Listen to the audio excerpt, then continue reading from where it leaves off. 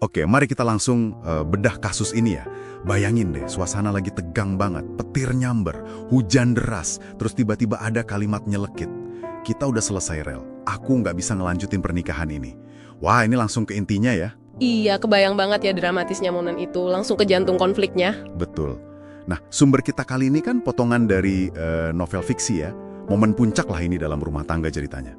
Sebuah adegan kunci gitu. Misi kita di Deep Dive kali ini, kita mau coba bongkar nih, apa sih yang terjadi waktu cinta, harapan, soal materi, sama komunikasi yang ya ampun macet total itu, tabrakan. Kita coba lihat dari dua sisi ya. Oke, siap.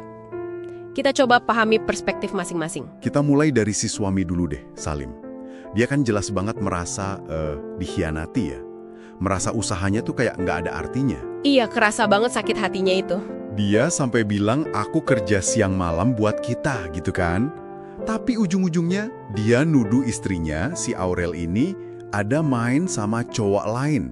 Namanya Rian ya, kalau nggak salah. Betul, Rian. Nah, yang menarik nih, responsnya Aurel itu bukan sedih atau gimana, tapi justru marah gitu loh. Oh, malah marah ya? Bukan membantah atau gimana? Dia nggak secara eksplisit nyangkal soal Rian itu, tapi lebih ke membela diri.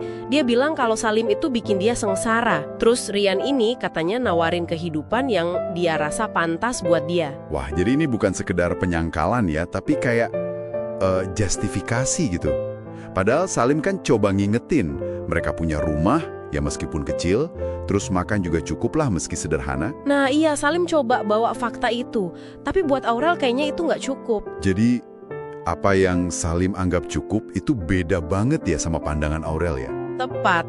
Dan di sini kita mulai lihat inti perbedaannya. Aurel ngeluh soal gaji suami yang katanya pas-pasan, dia capek hidup sederhana, dia nyebut soal masak tiap hari, nyuci baju di kamar mandi yang bocor. Nah ini dia nih, definisi cukup versus sengsara versi mereka itu beda jauh. Jadi bukan cuma soal selera ya, tapi bisa jadi visi hidup yang emang dari awal udah nggak ketemu gitu. Bisa jadi banget. Ini bukan sekedar preferensi gaya hidup, tapi mungkin nilai fundamental yang dipegang masing-masing. Terus perbandingan sama si Rian ini makin memperjelas ya. Aurel kan terang-terangan bilang, Rian bisa kasih segalanya. Rumah gede, mobil, kenyamanan materi pokoknya. Iya, eksplisit banget dia nyebutin itu. Dia bahkan bilang dia merasa pantas dapat yang lebih baik. Waduh, ini kontras banget ya sama nilai yang dipegang Salim yang kayaknya lebih ke perjuangan bersama. Betul sekali, ini udah bukan cuma soal duit lagi jadinya, tapi menyangkut ekspektasi dalam pernikahan itu sendiri. Salim kan ngelihatnya sebagai proses ya, aku mau kita bangun semuanya bareng-bareng, gitu kata dia.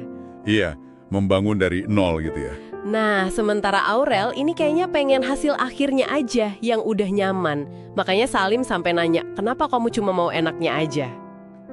Dalam juga ya pertanyaannya. Iya, dan ini bikin kita mikir, jangan-jangan dari awal fondasi pernikahan mereka itu gimana ya? Apa mereka pernah benar-benar ngobrolin dan sepakat soal arti bersama dalam konteks materi dan perjuangan hidup? Atau jangan-jangan, ya itu tadi, asumsi mereka soal tujuan nikah aja udah beda? Oke, jadi apa nih artinya semua ini buat Anda yang lagi nyimak? Inti konfliknya jelas ya, perbedaan radikal soal makna cukup. Terus ada pertarungan nilai. Kerja keras, bangun dari awal, lawan pengennya nyaman secara materi, kalau bisa instan. Dan yang gak kalah penting, gimana perselingkuhan itu dipakai jadi semacam alasan atau jalan keluar dari situasi yang dianggap sengsara. Ya, dialog mereka itu nunjukin banget komunikasi yang gagal total dan jurang pemahaman yang, wah, dalam banget kayaknya. Nggak nyambung sama sekali. Nah, ini mungkin bisa jadi bahan renungan ya buat kita semua. Sejauh mana sih kompromi soal materi itu bisa diterima dalam sebuah hubungan? Demi cinta atau komitmen? Pertanyaan bagus tuh. Dan apa ya akibatnya? Kalau definisi pasangan soal hidup layak itu udah beda banget, sampai rasanya mustahil gitu buat dijembatani. Oke, nah sebagai penutup nih, perlu kita ingat lagi, ya ini kan cuplikan dramatis dari karya fiksi. Novel judulnya Biarkan Aku Bahagia Dengan Istri Baruku. Karyanya Emin Hamizan. Betul, ini konteksnya penting. Jadi kalau Anda penasaran, pengen tahu lebih jauh dinamika hubungan Salim sama Aurel ini, atau gimana kelanjutan ceritanya, Anda bisa cari novelnya di KBM App ya. Iya, bisa langsung dicari di sana.